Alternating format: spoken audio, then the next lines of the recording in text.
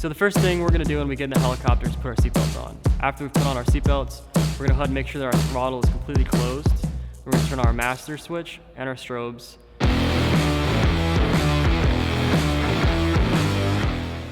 What's up everyone? Welcome back to another video. I know it's been a while since I made the last one, but we're back. And today, I'm making a video showing you guys how to start a helicopter, or the R-44 anyways. This is actually a requested video in one of the comments on my previous video. So let's get to it.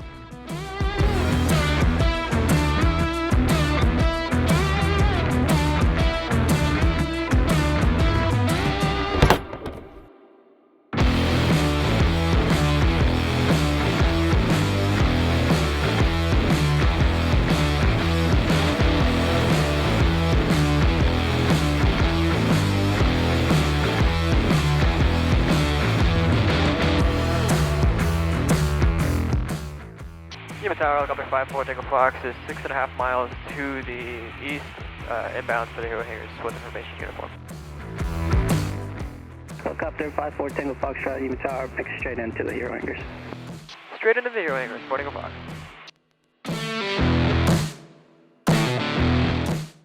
Helicopter 4 Tango Fox, landing at the Hero Hangars Bay at your own risk, wind 340 at 9. Landing at the Hero Hangars Bay at your own risk, for Tango Fox.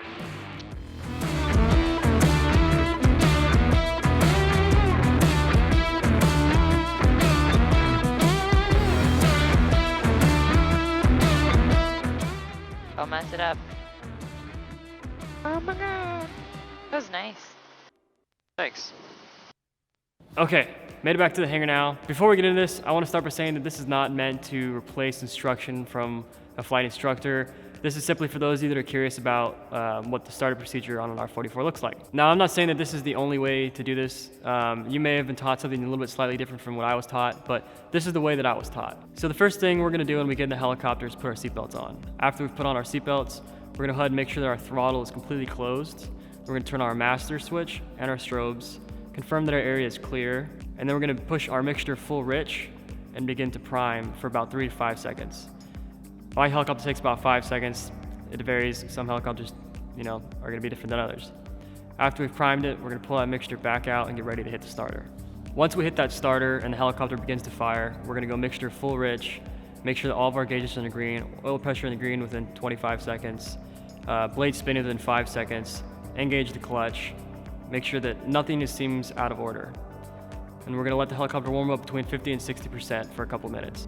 Now, as the helicopter is sitting there warming up, that's usually when I like to give my ATIS information and set my altimeter setting and whatnot, as well as turn on my spot and my iPad and get all of my own sort of devices kind of ready to go. Then we'll roll on up to 75%, check our left and our right mags, make sure we're not losing more than 7% within 2 seconds. And then on the way down, we kind of give it a little bit of a throttle chop, make sure that the needle's split and that our clutch is working the way that it's supposed to be. So now is when we're gonna wanna make sure that if our doors are attached, that they're closed and latched properly. Then we're gonna turn our frictions back off, hydraulics off, move the controls around a little bit, turn the hydraulics back on, make sure that they're working the way they're supposed to. And then we're gonna roll our engine on up to 101%. Then we're gonna raise the collective and reduce a little bit of throttle until we get to 97% and make sure that our light and horn comes on. After that, we're gonna roll back up, lower the collective, and we're ready to go flying. Now, I'm sorry if that kind of sounds a little robotic, but that's just the route that I haven't memorized in my head. So I'm kind of just running through my memory right now and making sure that I'm hitting all the points. But that's the process, and that's not including your pre-flight and anything else along the lines of that. That is simply once you've gotten in the helicopter and you're ready to go. Now, I know I didn't hit every little detail in the POH. If you walk through the POH in this video, there's gonna be a few things differently, and that's because when I'm doing it, I kind of hit those points at the same time. Or I don't feel like they were worth mentioning here because they're kind of a given. But like I said, this is not meant to replace instruction from a flight instructor or anything like that. This is simply me walking through my startup process in my helicopter here. All right, guys, thank you for watching this video. Try to keep it real short and sweet for you. If you did enjoy it, be sure to give it a thumbs up, subscribe, and I'll see you guys in the next one. I'll try to upload sooner.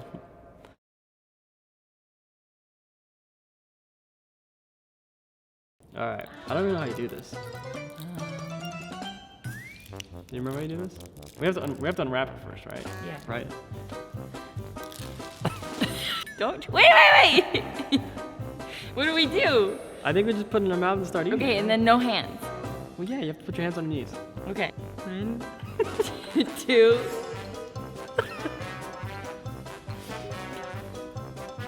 No.